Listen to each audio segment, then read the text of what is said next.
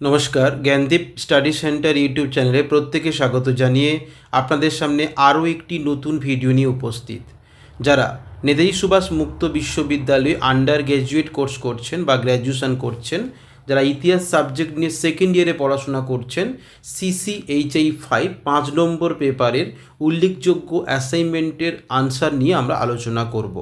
আপনার এই প্রশ্নের উত্তরগুলো খাতায় লিখে নিতে পারেন কিংবা স্ক্রিনশট করে নিয়ে খুব সুন্দর সুস্থভাবে ঠান্ডা মাথায় আপনারা কিন্তু পরীক্ষাগুলো দেবেন। আপনারা জানেন যে গত 14 তারিখ দুপুর 2টো থেকে অ্যাসাইনমেন্ট প্রক্রিয়া শুরু হয়ে গেছে অনলাইনের মাধ্যমে। এটা চলবে 21 তারিখ দুপুর 2টো পর্যন্ত। এর মধ্যে আপনাদের যে সাবজেক্টে আপনারা অনার্স করছেন বা গ্র্যাজুয়েশন করছেন সেই সাবজেক্টের আনসারগুলো প্রোভাইড করতে হবে। আমরা এই চ্যানেলের মাধ্যমে অবশ্যই আপনাদের একে একে সমস্ত সাবজেক্টের আনসারগুলো প্রোভাইড করার চেষ্টা করব। চ্যানেলটি সাবস্ক্রাইব করে রাখুন, কারণ আপনার কাছে নোটিফিকেশান চলে যাবে আপনারা যে সাবজেক্টের আনসারগুলো পেতে চেয়েছিলেন, এবং কমেন্ট করবেন আপনারা কোন কোন সাবজেক্টের আনসারগুলো পেতে চান, কারণ আমাদের এই ক্ষুদ্র প্রয়াস শুধুমাত্র আপনাদেরই জন্য। চলুন কথা না বাড়িয়ে আমরা শুরু করি।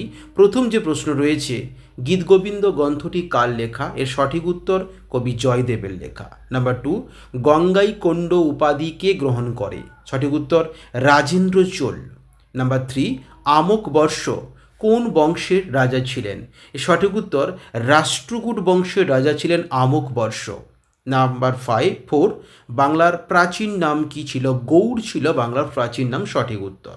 নাম্বার 5, সোলাঙ্কিরা কোথাকার শাসক ছিলেন? এর সঠিক উত্তর রাজস্থান, গুজরাট ও উত্তরপ্রদেশে।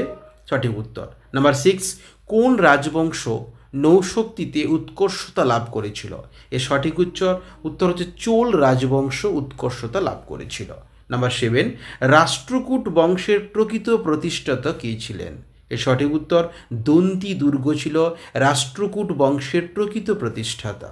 নাম্বার 8, রামচরিত কে লিখেছেন? সন্ধ্যাকর নন্দী।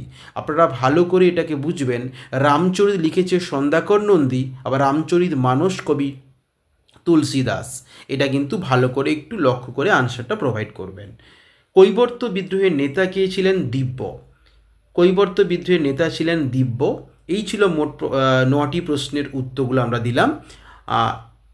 এইবার আপনারা যে উত্তরগুলো অবশ্যই চান, অবশ্যই আমাকে কমেন্ট করুন।